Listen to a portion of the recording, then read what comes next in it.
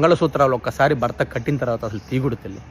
అదేదో ఆర్నమెంట్ లాగా రాత్రి తీసేసి పగలేసుకోవడం, లేదంటే ఫంక్షన్స్కి మాత్రమే వేసుకొని మిగతా రోజులు వేసుకోకుండా ఉండడం, అది చాలా అంటే చాలా అనర్థాలు తల్లి.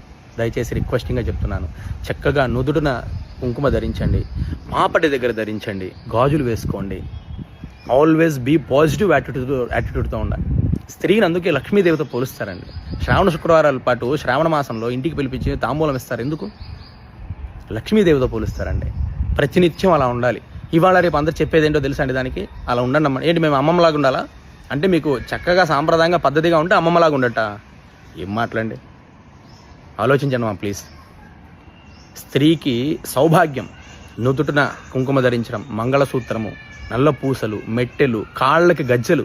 ఈ మధ్యకాలంలో అసలు ఎవరు కనిపెట్టారో కానీ అసలు ఆ నల్లతాడు అనేది ఒకటి వచ్చింది, కాళ్ళకి గజ్జెలు వేసుకోవడం మానేశారు. అది దిష్టికి వేసుకోవాలి కాదనట్లేదు, అసలు అది వేసుకొని కాళ్ళకి గజ్జెలు అనేది లేదు. గజ్జెలు, చేతికి గాజులు ఇవి లేవు. ఎంత వర్కింగ్ ఉమెన్ అయితే మాత్రం వద్దంటారా తల్లి మీ కంపెనీలు ఏమైనా? ప్లీజ్ ఆలోచించండి.